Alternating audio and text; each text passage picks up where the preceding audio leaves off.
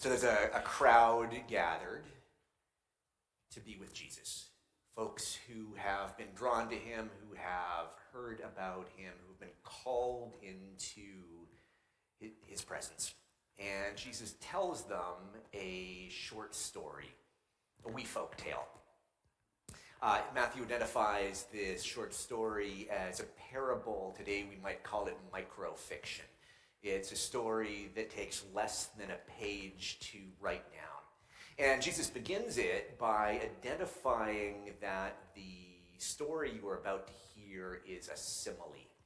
The kingdom of God is like, or in the translation that we hear this morning, the kingdom of God may be compared to.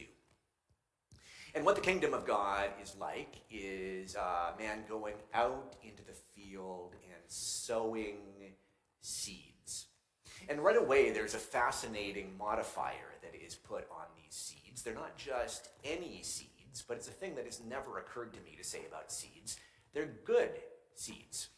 I did a tiny amount of sowing. As a younger person, my mom would plant tomatoes in the spring. She would cut styrofoam egg containers in half and fill them up with soil, and together we would sow tomatoes, lift up the soil and place the seed in and cover it back up again.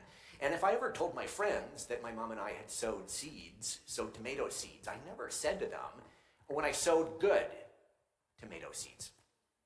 But that's what this man does.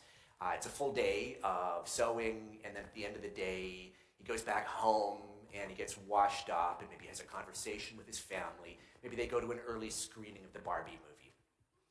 And they go to bed. And all is well, except in the middle of the night, the villain appears. The villain appears stage left, and if I were telling this story to children, the villain might be tiptoeing into the scene, perhaps saying shh to the audience so that he is not given away. Into the scene, the villain tiptoes, perhaps he is wearing a mask. I realize as I'm telling you this, I am picturing Ronald McDonald's nemesis, the Hamburglar. The Hamburglar appears on the scene. And what does the villain do when he arrives? Well, if you have heard folk tales before, you know there's a few possibilities. The villain could sneak in and steal things. Maybe a goose that lays golden eggs, maybe a ring of terrible power, or maybe the seed sower's children. Whisk them away to turn them into gingerbread or into an entree for an anthropomorphic wolf. Or maybe the villain will wake up the entire family and make a terrible demand of them. Demand that the seed sower's youngest child join the villain in marriage and bring this magic or the force of an army to enforce this demand. And the family can only escape it by drawing on the help of friendly tricksters who live in the woods around them. Or maybe the villain only wakes up the seed sower and leaves his family asleep and offers him the contents of his heart. Says to the seed sower, you can have anything, you can have all the power you want, you can have your heart's desire, you just must do this one small, insignificant thing for me. But that isn't what the villain does. The villain doesn't do any of those things. Rather, the villain, who may or may not be the Hamburglar, biblical scholars are divided on this point, tiptoes out to the field, tiptoes through the field. I don't know if you've been in the field. It's hard to tiptoe in a field, particularly in the middle of the night when it's centuries before anyone's had the common decency to invent the flashlight. And he tiptoes through the field, sowing seeds of his own. Maybe he sows them by doing what my mother and I did, by lifting up the soil and placing in the new seed and covering it up. Or maybe he's like Julie Andrews, and he scatters seeds everywhere. Or maybe the villain has a bag full of dandelions and he just blows. Either way, the seeds are scattered everywhere, and the villain tiptoes out once more with a final shh to the audience exiting to a chorus of boos. Thank you for the boo.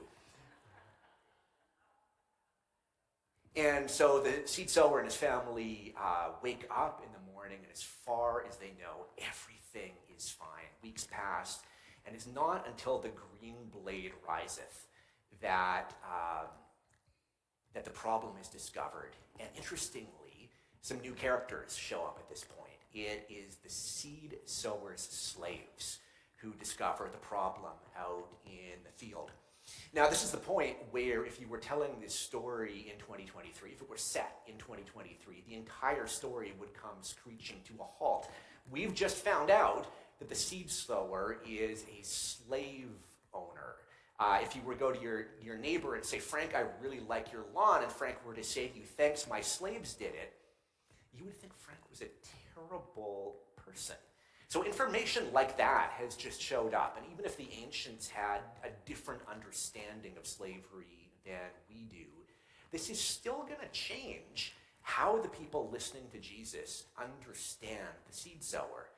Suddenly, at an absolute minimum, even if they think, as we hear in Ephesians and Colossians, that slaves ought to obey their masters, they suddenly know that the seed sower is wealthy. He is not a subsistence farmer. And when it says that he sowed the seeds, it might have been something similar to what we mean when we say that a really wealthy person says, I prepared lunch. What they actually mean is my staff prepared lunch for you. Suddenly they know that this is a person with money, someone who takes expensive vacations, someone who issues commands and has them obeyed. This is someone who is really unlike a great many of the people, maybe most of the people gathered to listen to Jesus. That has to shift how they think about them. I will stop here and note that very rarely in Jesus' stories is the rich man the good guy. So up grow all these things the seed sower didn't plant. And the slaves come and say it's supposed to be nothing but wheat. It's all kinds of stuff. And then they ask a question that maybe all of us asked as children. They ask, how did that happen? How did that come to be? I don't know if they ask it out of curiosity, as I might have done as a child, like how did these things come to grow? Or if it's more like when the kitchen is a total mess and you say, how did this happen? And the seed sower says, an enemy did it. Now I admit I'm reading this and wishing that I knew that this was a response that was possible when someone asks you like why something's gone off the rails. All the times across the years when like someone said to me, why didn't you do your homework? Why did you come in at 2 a.m? Why did you send that really half thought out email? I wish I could have said, an enemy did it. That's what he says, an enemy did it. And the slaves say, huh. Well, I guess we should dig out the pruning forks and dig the weeds out. But fascinatingly, the seed sower says, no, leave them be. And I don't know if that is because he doesn't trust the slaves, if he thinks that they are poor weeders and they're going to pull up the good stuff with the bad, or if he knows something about root structures and how everything is tied together. But he says, no, we're going to let everything grow together, and then come harvest time, I'm going to call Doug's reaping service, and we're going to have Doug cut everything down, and then he's going to separate the wheat into one pile, and the weeds into another pile, and the weeds he's going to burn. The end. That's the end of the story. So the lectionary, the schedule of readings that we follow from Sunday to Sunday does something interesting at this point, and something that, maybe this is hubris, but if I were in charge of the lectionary, I might not have done. And that is, it skips a bit here. So when we get to the end of this story in Matthew, Jesus then tells us a story about a mustard seed being planted and growing. You may remember that one. And another story about a woman baking with yeast. I suspect that the story about the the sower, or the two sowers, needs to be understood in light of these stories that follow it. And then Matthew says one of my absolute favorite things that anyone ever says about Jesus. Matthew says he told them all these things in parables. Without a parable, he told them nothing. With Jesus, there's always a story. The lectionary then picks things back up with Jesus going into a house. So maybe he's fed everybody, maybe he's healed some people, but he's now by himself. Well, he's not by himself. He's relatively alone in a house, and the disciples come in and they say, remember the story of the sower and the field and the enemy? Could you explain that to us, please? So they're like fans coming to Don McLean, asking him to explain American Pie. Could you explain who the different people in the song are? And so Jesus does, and he says the sower's this, and the enemy is this, and the field is that, and so forth. And that's fine. But I'd like you to notice that the disciples are a fraction of the people who heard the story. Who knows how many people were in the crowd, but often in the Gospels we hear there were several thousand people gathered to listen to Jesus, and the disciples are, I don't know if they're the same thing as the apostles or if there's a greater number, but maybe several dozen folks.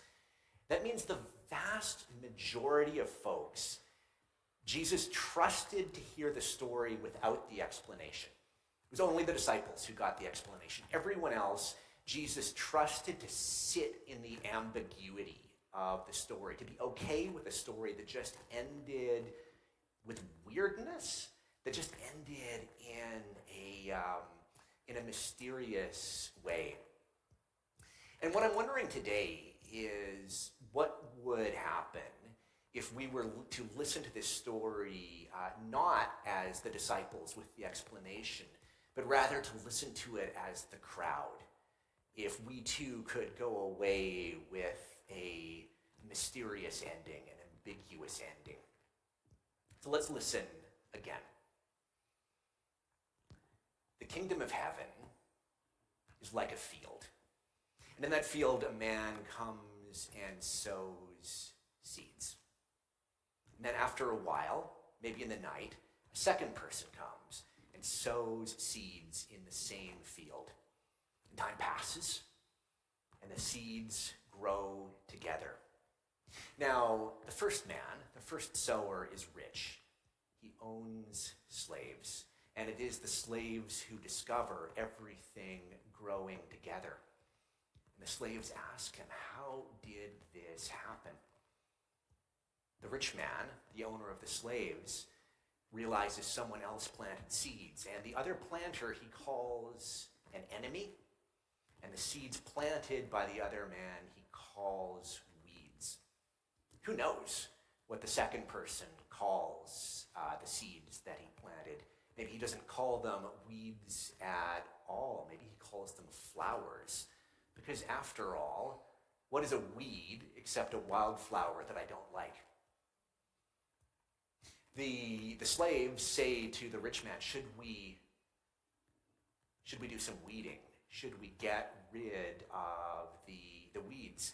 But the rich man says something unexpected at this point. He says, no, just let them grow together.